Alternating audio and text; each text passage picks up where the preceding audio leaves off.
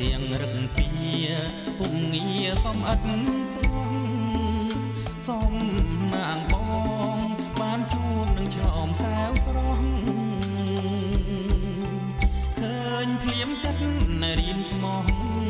បានស្គាល់ទាំងឈ្មោះពីរួមជាប់ចិត្ត